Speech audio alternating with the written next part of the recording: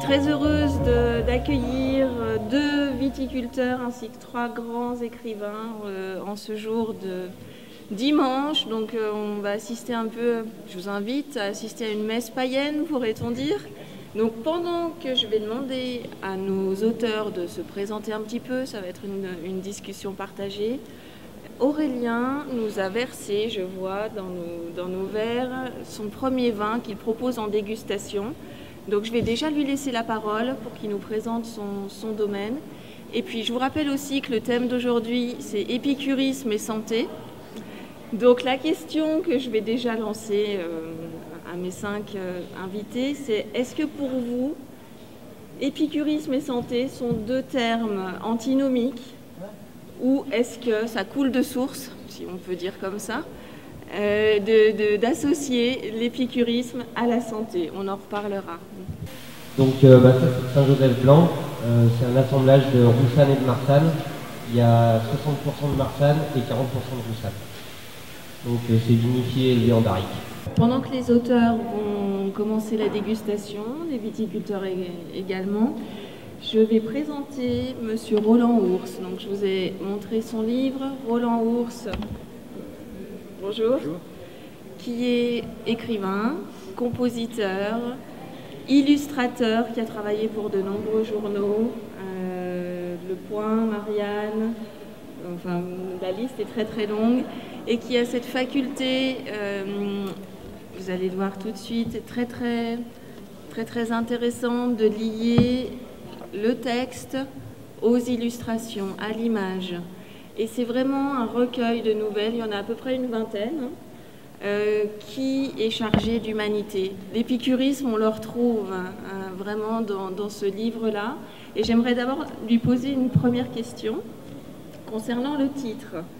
Vous avez fait une dédicace à votre grand-père, je crois que c'est un petit peu lié aussi. Si vous pouviez nous dire pourquoi Cuvée Joyeuse. Bonjour. Cuvée Joyeuse, le titre a une explication évidente et hyper simple. Je suis né dans un village qui s'appelle Joyeuse, dans le sud de l'Ardèche, que vous connaissez bien, dans l'Ardéchois, vous aussi, fait pour la plupart, j'imagine. Donc ce mot-là, Joyeuse, qui est assez extraordinaire, qui est, paraît-il, dû à Charlemagne, qui aurait perdu son épée un jour en revenant de guestroyer contre quelques sarrasins des Pyrénées, me suit depuis que je suis né, parce que même on me reproche souvent de ne faire que sourire, et j'imagine que c'est pas dû à ça, mais plus à mon tempérament. Donc ce mot joyeuse qui me suit partout est assez exceptionnel, parce que je trouve qu'il va bien aussi avec le vin, parce que évidemment que le vin rend joyeux jusqu'à une certaine limite, bien sûr, mais c'est quand même son sens le plus profond, il est dans la gaieté qu'il a rendue chez les humains depuis qu'il existe. Donc voilà, et cette cuvée joyeuse, ce titre est donc dû à ça. Et je vois que votre prénom Callisto m'a présenté en disant je suis écrivain. Je ne suis pas écrivain du tout. Autour de moi, il y en a des célébrissimes, mais je suis plutôt dessinateur. Et le dessin a été ce qui a fait que j'ai gagné ma vie avec l'illustration, mais le texte, et justement, je faisais tout le temps des dessins sans bulle, sans texte du tout. Et je trouve que c'est les dessins les plus difficiles, c'est ceux qui n'ont pas de texte. Et donc je me suis vengé un jour, à force de faire des dessins sans texte, d'en faire énormément de textes autour, donc c'est devenu ce genre de choses. Voilà, voilà. Alors j'espère que vous trouverez le vin d'Aurélien joyeux. On va voir ça dans quelques secondes. Roland Ours, je vais vous contredire un petit peu, parce que je trouve que vous avez le sens de la formule digne des grands écrivains. Vous utilisez beaucoup d'images. Je vais vous citer quelques formules qu'on retrouve dans son livre. Par exemple, un personnage s'appelle Firmin Estrade, et l'auteur écrit « Firmin Estrade faisait de si beaux tonneaux qu'on l'appelait Estradivarius ». Ou encore, beaucoup d'images du genre « Il portait le béret en arrière et le ventre en avant ».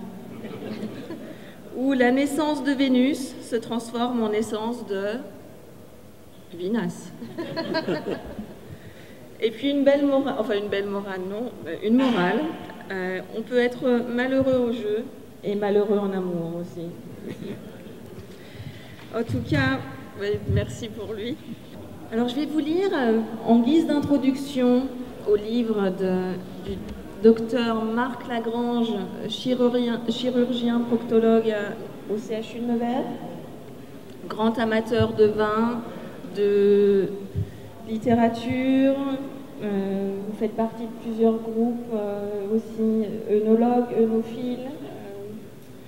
Je vous le conseille, ce livre, vivement, pour avoir un panorama historique sur l'histoire du vin. C'est fabuleux. Et d'ailleurs, je vais vous lire juste 4 ou 5 lignes qui ont été écrites par le professeur Cabrol, qui a fait la préface, et qui résument en quelques mots ce que le livre de Marc Lagrange apporte. Je cite.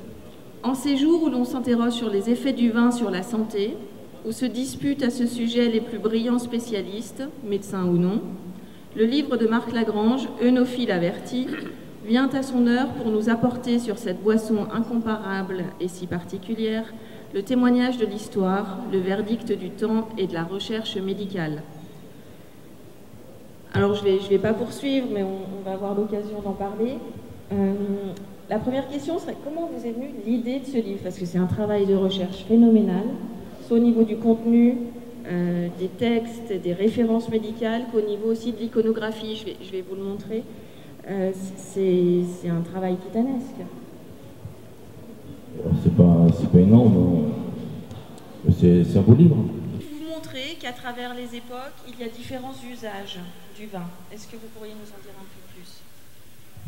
Alors, quand j'étais dans la genèse de ce travail, en 2001, j'étais reçu à IKEM par Alexandre de Bursalus qui me disait que les médecins avaient une approche particulière du vin. Je ne sais pas si les vignerons ont cette impression ici, par rapport aux bourgeois moyens, amateurs, éclairés. Je suis énophile, pas énologue. Les pédophiles, on dirait des pédomanes, qui fourchent.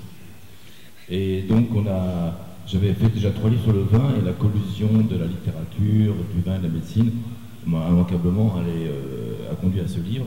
Et les 300 pages qui sont-elles à la peine, c'est des pages plus techniques sur la pathologie du travail, du milieu viniviticole. C'était les médecins épicuriens, les médecins qui se pètent la ruche, il y a des médecins éthyliques aussi.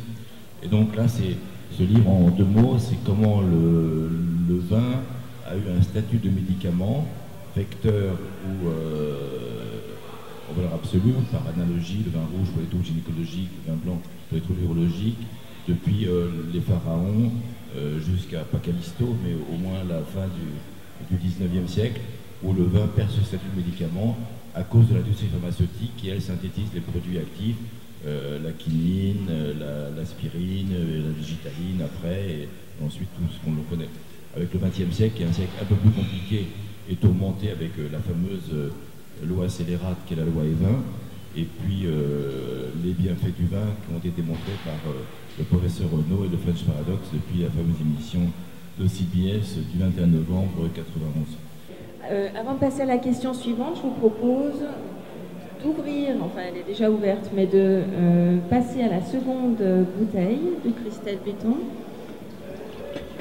Et puis, pendant ce temps, Marc Lagrange, vous avez bien expliqué comment du vin médicament, le vin a plusieurs statuts au fil de l'histoire, vin médicament, vin aliment, vin plaisir au XVIIIe siècle avec le libertinage, l'apparition du mot alcoologie au XIXe qui commence à donner une autre image du vin et de l'alcool. Et vous parlez bien dans votre livre de l'amalgame qui est souvent faite entre les vices de l'alcool face aux vertus que le vin peut avoir. Est-ce que vous pourriez nous en dire un peu plus? C'était l'objet du topo de l'autre soir. Le vin a été le vecteur sans savoir des médications, parce que le soignant, depuis les barbiers, les soignants différents, les barbiers du Moyen-Âge, etc., se sont rendus compte que l'eau était vectrice de mort. L'eau croupie des mares, l'eau des fossés, l'eau des rivières, l'eau des puits, et que le vin, lui, apportait plus de sécurité dans les potions supposées bienfaisantes versus les poisons avec la même étymologie. Et Dans le vin, il a fallu attendre Lavoisier pour découvrir la substance qu'est l'alcool, mot arabe, incidemment. Ils font pas que des conneries. Là, ils ont apporté l'alambic et l'alcool, la substance subtile. Et le côté antiseptique de l'alcool a été mis en évidence beaucoup plus tard. Et incidemment des polyphénols. Mais les polyphénols, il y en a 3 grammes par litre, surtout dans les vins rouges. Et en plus, dans votre région, c'est vous qui êtes le plus porteur de polyphénols, parce que vous avez 3 grammes de polyphénol par litre, contrairement à... Alors chaque vignoble veut attirer à lui la santé, les bienfaits, mais bon, dans le pinot, dans le gamay, même si le gamay sent le pain, c'est la syrah et le tannac qui sont plus porteurs. Merci Marc. On va déguster ce deuxième vin de Christelle Béton qui va nous expliquer un petit peu son travail et puis quelle bouteille elle nous présente aujourd'hui. Je suis Christelle Béton, viticultrice sur la commune de La Roche-de-Glin, dans la Drôme. Je travaille sur les appellations Gros Hermitage et Hermitage. L'exploitation est familiale, on exploite 5 hectares de vignobles, majoritairement en Gros Hermitage rouge, et les terroirs sont principalement sur le grand bassin de la plaine des Châssis, des Sept Chemins, en gros entre Hermitage et Pont-de-Isère. La cuvée que je vous présente aujourd'hui s'appelle Caprice. C'est une sélection parcellaire de 3 vieilles parcelles sur l'exploitation. Et on a une autre cuvée en Gros Hermitage rouge qui est une sélection parcellaire des lignes les plus jeunes sur l'exploitation. Voilà, ça s'appelle Esprit.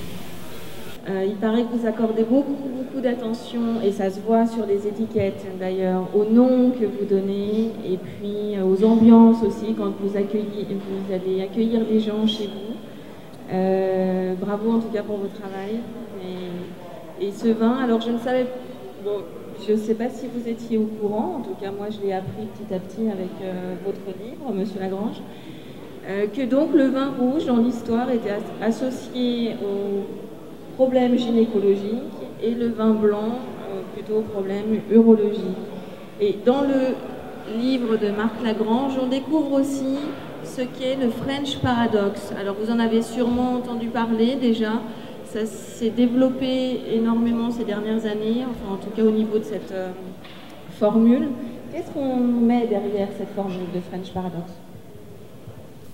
Eh bien, c'est le travail de statistique du professeur Renaud en 1991 et années précédentes sur des cohortes de 200-400 000 décès, et qui a mis en évidence que le Français du Sud, du Gers, avait une immunité cardiovasculaire de façon curieuse, étonnante, à savoir qu'il y avait moins d'infarctus, d'angor, d'artérite, d'hémiplégie, d'accident ischémique transitoire, d'artérite, d'athéromatose chez le Français du Sud, qui avait pourtant des facteurs de risque importants, à savoir la consommation de foie gras, de magret, l'obésité, le grignotage, la sédentarité, l'absence de sport, et c'était assez curieux, assez paradoxal.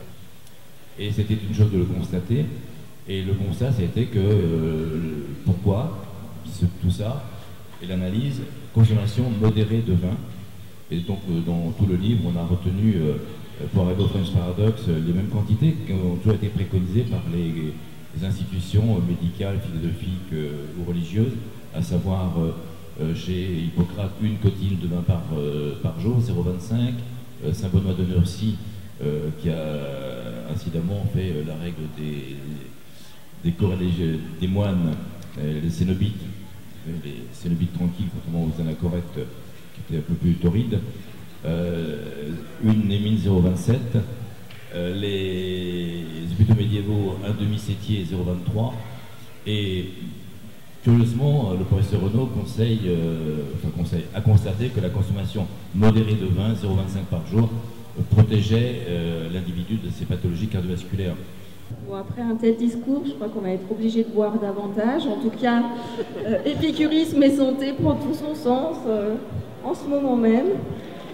Et cela va m'amener à notre troisième personne invitée, Monsieur Bernard Longeon, écrivain, ingénieur de formation, ingénieur informaticien. Vous venez du Languedoc, c'est ça? Oui. Où vous vous occupez également d'une librairie de livres anciens en ligne. Vous êtes aussi connu pour avoir écrit de très bons livres sur Apollinaire, Maurice Chevalier, entre autres, Georges Brassens. D'ailleurs, oui, vous êtes lié par Georges Brassens. Alors aujourd'hui, on est à côté de la salle Georges Brassens. Vous avez illustré Georges Brassens, consacré des textes aussi. Et puis vous, Monsieur Longeon, un ouvrage. Et aujourd'hui, vous êtes là pour évoquer avec nous Colette ou la passion du vin. Alors, ce livre est très intéressant parce qu'il donne une image de Colette, donc l'écrivain que l'on connaît du début XXe siècle, sulfureuse à ses débuts, qui est devenue au fil du temps intégrée dans les plus grands milieux littéraires et reconnue et publiée en volume complet, etc. Alors on connaît bien la femme donc sulfureuse, mais on connaît moins la femme de lettres amatrice et passionnée, comme vous le dites, de vin, alors de bon vin aussi. Mais je voulais savoir tout d'abord, est-ce que c'est Colette qui vous a amené à parler du vin dans sa vie et son œuvre, ou est-ce que c'est à partir du vin que vous vous êtes orienté vers Colette? Bonjour, j'oserais dire les deux, mais en général. Je suis un passionné de littérature et également un passionné de cette grande dame des lettres depuis toujours, et grand amateur de vin également. Donc, la concordance des deux était inévitable. Pour en revenir à cette grande épicurienne quand même, qui était Colette, elle avait quand même une destinée très étonnante parce qu'elle est née dans un village de Bourgogne qui s'appelle Saint-Sauveur-de-Puisay, rue des Vignes. Donc déjà c'est pas mal. Mais être né en Bourgogne, rue des Vignes, c'est déjà pas mal quand on aime le vin, c'est pas l'aimer très tôt. Et elle finit ses jours à Paris, place du Palais Royal, donc au-dessus des jardins du Palais Royal, rue de Beaujolais. Donc c'est quand même pas mal. Donc, sa vie est très étonnante. Elle a été initiée au vin à l'âge de 3 ans, imaginez. Aujourd'hui, ça paraît complètement ahurissant. Et vin est passé par là, et des tas d'autres barbus, comme disait notre ami médecin. À 3 ans, elle a été initiée par son père, mais comme on le faisait dans tous les foyers viticoles de l'époque, que ce soit en Bourgogne, dans le Beaujolais, et même dans le Calvados, on initiait les enfants au vin très très tôt. Et donc elle a eu la chance de goûter son premier vin sucré, qui était un Muscat Frontignan, à 3 ans. Vous imaginez la carrière de cette dame ensuite. À 8 ans, c'était plutôt du vin chaud, et à 14 ans, elle découvre dans la cave familiale des crus inimaginables. Des Gevrey Chambertin, des Yquem, des Lafite, donc des crus qui avaient été classés 20 ans avant. Alors, est-ce que vous pensez que Colette aurait pu, et je connais sûrement votre réponse, être inspirée par ce vin que nous sommes en train de boire en ce moment? Et les autres auteurs, que vous inspire ce vin de manière générale? C'est un vin très agréable. Je rebondirais, bien qu'hétérosexuel ce monsieur, sur le mot que le vin ne supporte pas le transport, mais il en va de même pour les femmes. Oui, moi j'aurais du mal à sortir des adjectifs qualificatifs de haut niveau, parce que c'est vrai que lorsqu'on me dit qu'on vient à des relents, des groseilles ou de vieux cuirs russes en abondance dans son arrière-fond, je suis ravi parce qu'une fois qu'on me l'a dit, je pense que c'est vrai, lorsqu'on est en train de boire du vin, ou le dernier verre qu'on vient de boire a rendu l'esprit joyeux, où les papilles du cerveau font une boule, et on sent très bien que le verre prochain va faire chavirer ça trop loin. Et je vois bien le moment où le croisement des deux verres, celui qui a rendu intelligent va croiser celui qui va nous rendre couillons.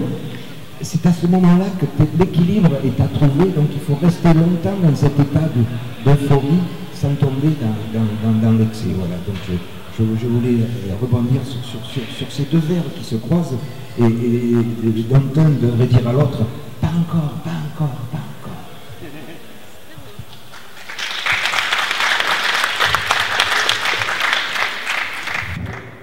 Alors Bernard Longeon, une partie de votre livre est consacrée à la relation qu'entretenait Colette avec Lucien Brocard.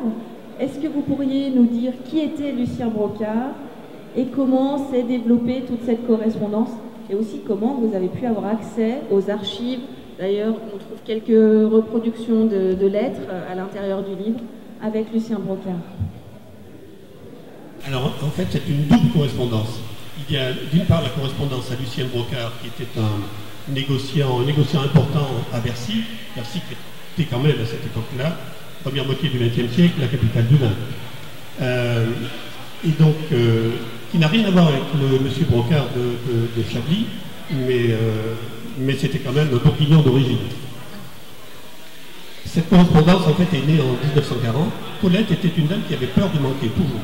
Elle a toujours eu peur de manquer. Et donc, elle souhaitait... 1940, c'était à partir du mois de juin, la France occupée. Et donc, il était important de se fournir en victuailles et en bon vin, puisqu'elle consommait déjà pas mal. Et cette peur de manquer la taraudait en permanence. Donc, elle s'est liée d'amitié avec Lucien Brocard. Donc, cette correspondance qui représente à peu près 60 lettres est sortie un jour d'un trésor, d'un grenier familial, des petits-fils, des petits-enfants plutôt de Lucien Brocard qui m'ont permis de publier cette correspondance totalement inédite et où elle parle de vin à chaque lettre. Elle était malade, elle avait de l'arthrose, elle était bloquée au niveau des hanches. Et donc, à partir disons, les 15 dernières années, elle était soit en fauteuil, soit allongée sur son fameux lit radeau, d'où elle dominait les jardins de Palais-Royal. Et ces lettres, en fait, qui sont d'ailleurs décorées, c'est assez bien fait. Il y a des oiseaux, des bateaux, des étoiles juives même, puisque en 1944, son mari juif avait été arrêté. Et donc à chaque fois, elle parle toujours de la manière dont elle déguste les vins et dont elle les marie avec les mets qu'elle déguste. Et ça prouve qu'elle avait quand même une forte connaissance. Je ne sais pas si elle était œnologue, je ne sais pas si elle aurait aimé ce vin. Moi j'en suis sûr parce que, je l'imagine en tout cas, parce que c'est un vin qui est long en bouche et elle parle souvent de cette longueur du vin. C'est quelque chose qui revient en permanence. La durée pour elle est très importante. Pas simplement la durée de garde du vin, mais la manière dont il reste, comment on dit ça, la persistance aromatique. Merci. Voilà. Ça, je suis incapable de dire ces choses-là. Il faut laisser la voix aux spécialistes. Et ça, c'était quelque chose qui revenait souvent chez elle. Donc voilà, cette correspondance, je ne vais peut-être pas détailler plus, mais... Votre livre est très intéressant parce qu'il fait tout à fait écho au livre du docteur Lagrange entre le vin aliment, le vin plaisir chez Colette et le vin médicament également, parce que son médecin lui conseille, vous allez peut-être pouvoir en parler. Ah oui, pour ces globules, pour le maintien de ces globules, et donc pour la non-agrégation des globules pour former le cri, il lui conseille effectivement de boire, mais c'est un peu plus des 0,25 par jour. Bon. Donc je pense qu'elle en a pas mal abusé. À un moment, enfin les 5 dernières années de sa vie, elle remplaçait certaines doses de morphine par quelques bouteilles, je crois. Oui. Parce que quand même, 3 000 pour sa consommation personnelle, c'est énorme. Hein. Même si elle recevait beaucoup... Bon. D'ailleurs, à la fin de certaines lettres à son négociant, donc Lucien Brocard, elle signe « Votre vampire ». Pardon. Vampire assoiffé. Assoiffé. Oui. Colette intègre le jury de l'Académie Goncourt. Donc c'est une consécration pour la femme de lettres. Et à ce moment-là, beaucoup de fidèles, de passionnés de son écriture et de la femme aussi, de ce qu'elle véhicule, ont commencé à lui renvoyer des cadeaux. Et il y en a un particulier pour ses 75 ans qui arrive en sa demeure, qui est tout à fait lié à notre thème du jour également. Ah oui, c'est un Rothschild de l'année de sa naissance, donc bon, je ne sais pas si vous imaginez. 1873. 75 ans. Ouais. Oui, merci. On voit aussi avec votre témoignage qu'on est là encore à la frontière entre le plaisir et la santé, le médical en tout cas, avec épicurisme et santé. Et ce sera l'une des dernières questions. Malheureusement, le temps presse. Votre titre, Colette et la passion du vin. Alors tout à l'heure, j'ai parlé de messe païenne. Est-ce qu'on pourrait se permettre d'envisager la passion comme dans son sens voluptueux, enflammé, mais également dans son sens étymologique du terme, qui se rapproche à ce moment-là de la souffrance? Est-ce que vous avez voulu orienter ce mot passion sur l'épicurisme de Colette, mais également les souffrances auxquelles elle était confrontée, qu'elle a soignées grâce au recours au vin et notamment au vin rouge? On n'est plus païen, là, on arrive... Non, ah, oui, voilà. Là, on est dans la passion du Christ, oui. Non, honnêtement, je n'y avais pas pensé. Mais votre idée est excellente, en fait. Hein, parce que je ne parle pas de religion. Colette était agnostique, même si elle avait été éduquée, d'un point de vue catholique jusqu'à l'âge de 14 ans, si je me rappelle. Et après, elle a rejeté toute forme de religion, d'appartenance. Elle était agnostique et... Non, pendant l'essentiel de sa vie, elle était athée et elle est devenue agnostique à la fin de sa vie, en fait. Merci. En tout cas, je vous conseille ce livre, donc Colette ou la passion du vin, qui permet pour les amateurs de Colette et puis pour ceux qui sont moins aguerris à ses propos, de découvrir la femme de lettres, mais de découvrir aussi tout un monde, l'univers du vin, et comment pendant la guerre aussi elle essayait d'avoir des bouteilles et d'être rationnée pendant les années de Seconde Guerre mondiale.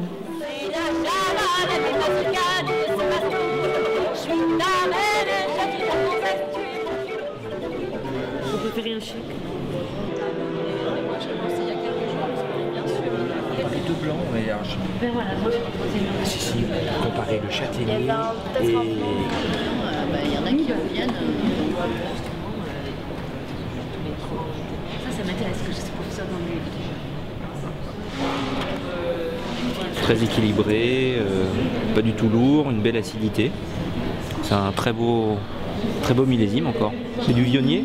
Oui, c'est du Viognier, donc c'est une cuvée effectivement botrytisée, donc en vendange tardive.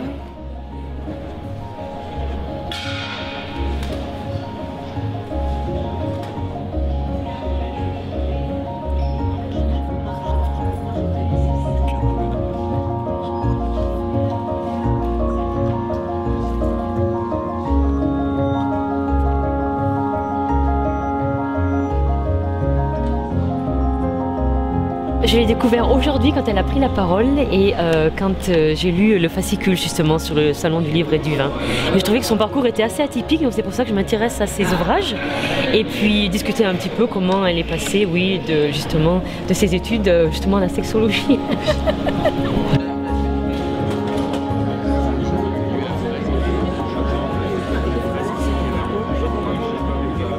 Cette bouteille est issue à 100% de Roussanne. Comme vous le savez peut-être, dans les appellations locales, c'est-à-dire Saint-Joseph blanc, Croze, Hermitage blanc et Saint-Péret, on a la possibilité uniquement de cultiver la Marsanne et la Roussanne. On va retrouver un peu cette note minérale, c'est un vin qui est assez vif, nerveux. Le cépage Roussanne, lui, apporte toutes ses lettres de noblesse. Bon, moi je le surnomme un peu le Sancerre de la vallée du Rhône, puisque bon, ce vin est assez froid, vif et minéral. Le nez est assez subtil. Il mélange des parfums de pêche blanche. Ah oui, c'est vrai. Avec des notes minérales, je dirais que c'est un vin qui a une belle rondeur, une fraîcheur.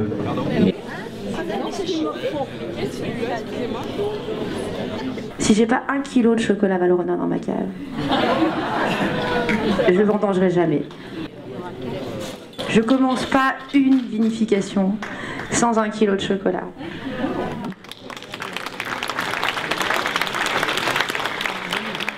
Bon, Non. J'ai encore de la marge. Donc on est au deuxième vin, hein, donc...